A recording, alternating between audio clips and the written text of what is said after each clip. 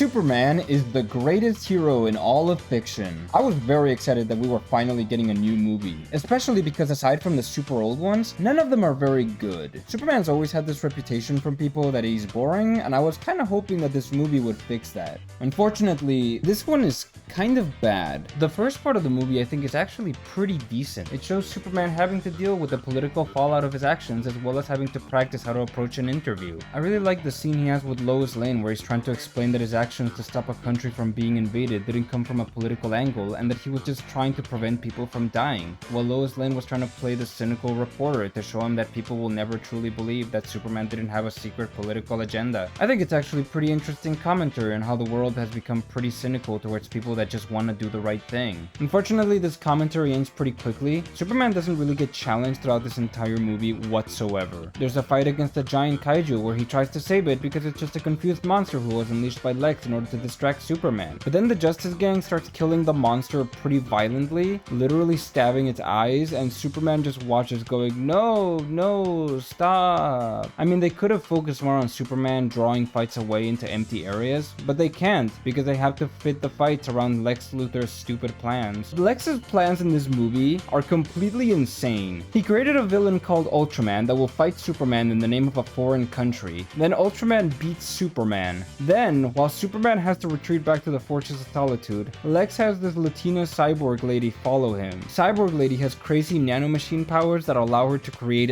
anything she could ever want and hack into anything with no effort, and with that she breaks into Superman's Kryptonian crystal computer and steals a video of Jor-El telling Clark to be a good person. The way this is written, you would think that this was Lex's plan, but no, he is making all of this up. I really hate whenever the villain is written so that they just know everything. Lex Luthor in this movie somehow developed insane technology like a cyborg person that can literally do anything, interdimensional travel, and a vast array of metahumans, yet instead of using this stuff to just kill Superman, he has this brilliant idea to suddenly release the Jor-El video, in which Jor-El says that Superman should protect humanity. But then suddenly, the audio changes, and Jor-El says that Superman should rule with an iron fist, kill anyone that opposes him, and create a harem of women to spread his seed. So upon hearing this, I thought, so Lex's plan is to edit the recording to make Superman look like the villain. But isn't this kind of insane? Known Superman hater Lex Luthor found Superman's house in the middle of nowhere and also found a video with two human-looking people slandering Superman. Nobody would believe this. This would never work. It works. Everybody believes this. Superman is the goodest person that has ever existed. Why would he be evil? You think he's been evil in secret? He's Superman. If he wanted to take over the world, he would have done so already. But then to make things worse, James Gunn possesses Mr. Terrific, looks directly at the camera, and tells the audience, yeah, that Jor-El video, that's actually real. Lex Luthor is telling the truth. Jor-El is supposed to represent the best of Krypton. He tried to save Krypton from destruction and made his last act to save his one and only son in the hopes that Kal-El can live a normal life far from the politics and conflicts of outer space. The last thing he says to Clark is that he should protect humanity while also not disrupting him, because he ultimately believed in humanity's infinite potential to do good. In the Christopher Reeve movie, the conflict is that Clark has to decide whether to listen to Jor-El, who discouraged him from using his powers, or to listen to Pa Kent and use his powers to become a hero. By making Jor-El into a supervillain, it removes any interesting discussions that can be derived from that choice. Now the most complicated question Superman needs to ask is, should I be good?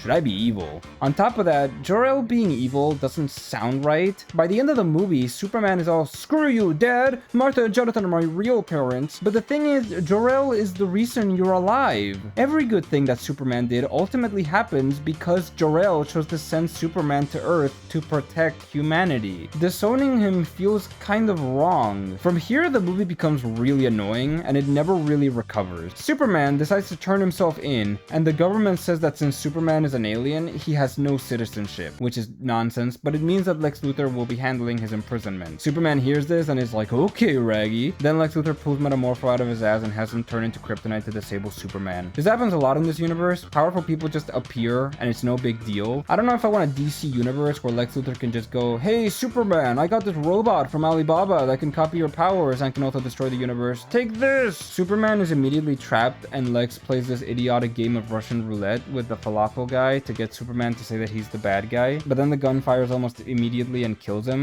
Why did Lex do that? Why not torture the falafel guy instead? If Lex really wants a confession from Superman, why not just torture random people? Or use the cyborg lady to dock Superman? Or why not just kill Superman? Lex literally has him on his knees with a gun to his head, but he won't shoot him because it's illegal. Superman escapes because Metamorpho feels bad for him, and it's so lame. I said this in my Grand Admiral Thrawn video, but having the bad guy's minions betray the villain shows incompetence on the villain. Lex should know the danger of having someone like Metamorpho work for him. He should be ready for...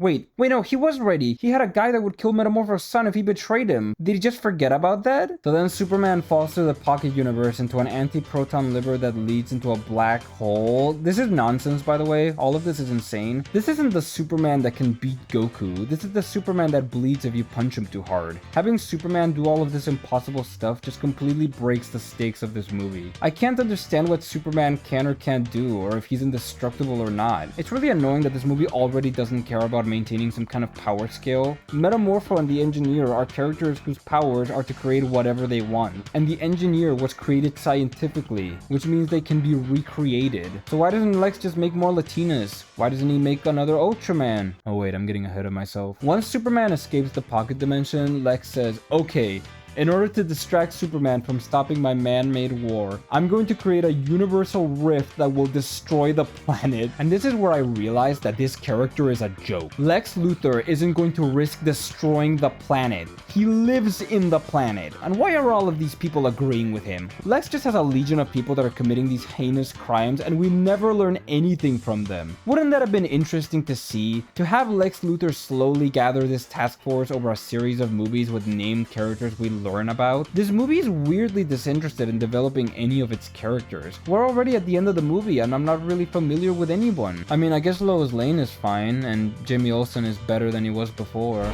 The Justice Gang are all okay characters. I mean, it's not like any of them are particularly bad. I just kind of wish they did more. Speaking of which, Pa and Ma Kent are fine in this movie. They do their job at giving good morals to Superman and inspiring him to be better, but I don't like how little they actually matter to the plot of this movie. Like I said before, Jonathan Kent is supposed to be very important for Superman's growth, so having him do so little then give a heart-to-heart to Clark just feels very shallow. It's not like any of the things he's saying are bad, just like everything, I wish we had more. When done right, these moments can be the best in already great movies. But here we gotta speed it up because we gotta head to the final battle. Overall, the fights in this movie are really bad. The camera is always way too close to the characters.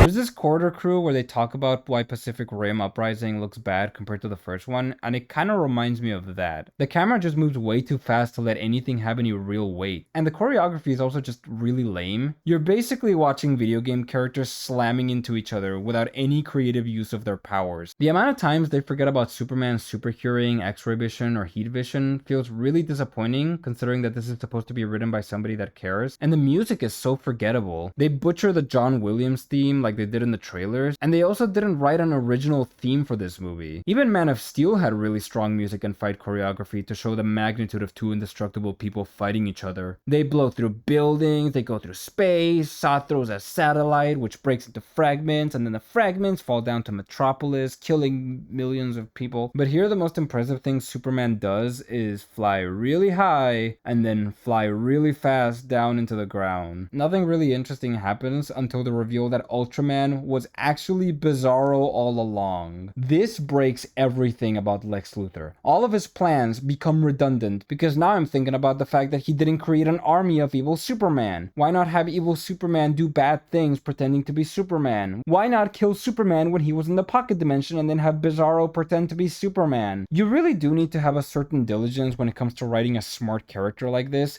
Lex Luthor in this movie has no restraint. He's too powerful to lose. He has no foresight even though he's supposed to predict Superman's every move. And he has no real motivation. His monologue about how jealous he is of Superman is so cringe. Why are we still having villains say their motivations out loud? Is it because you didn't have time to establish it? Is it because you decided to skip the origin story, preventing us from seeing Lex's rise to power and allowing us to be invested in him as a character? It's not like Lex Luthor is complicated. He literally just hates Superman Superman because he gets in his way. Lex is supposed to be the untouchable billionaire that always gets what he wants, which is why we need Superman to be able to stop him. You didn't have to make him into a pathetic hater boy. You just need to show Lex Luthor getting more and more frustrated as Superman keeps outwitting him. The key to Lex Luthor lies in his versatility. He's a villain that can perform effectively given basically any situation. He's got mountains of red tape, legal work, and financial resources, which is why he simply can't be defeated by strength. Writers need to come up with clever ways to beat him. I think the laziest way to defeat a villain like Lex Luthor is to say that he's overconfident. And that is exactly what this movie does. Anyway, so Superman kills Bizarro.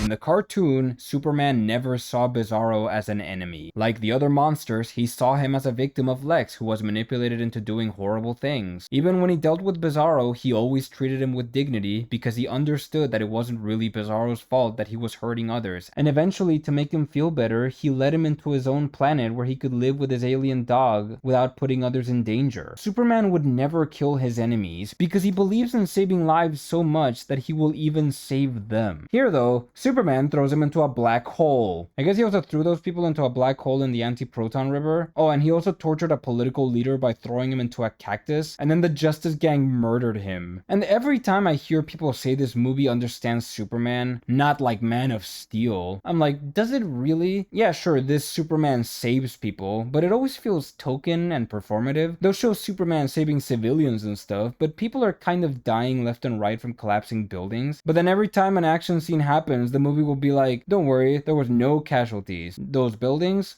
Nah, they're all empty. Which leads right into Superman's big speech. He flies onto Lex's ship, and then Lex starts crying because he's pathetic, and then says, "You suck because you're an alien." And Superman says, "Yeah, I suck, but that's because I'm human. And because I'm human, I make mistakes." What? I don't like Man of Steel. It's very long. It's very boring. And worst of all, it's very cynical of Superman's ideology. Zack Snyder gave us a very shallow view of Superman that was very miserable while also being kind of insane. And ever since then, I think people have overcorrected this error and have now written Superman as a stupid himbo in order to make him down to earth and relatable. But Superman isn't supposed to be this stupid. He's supposed to be exemplary. He's the pinnacle of what man can be, an ideal that can never be reached, but we should all still strive for. A being that is so perfect and so amazing, and an example so difficult to follow that even Superman can't live up to it. Of course Superman shouldn't be perfect, but he shouldn't define himself by his flaws, because even though you'd have to be dreaming to think you could ever be like Superman, he wants people to have that dream. Dreams save us.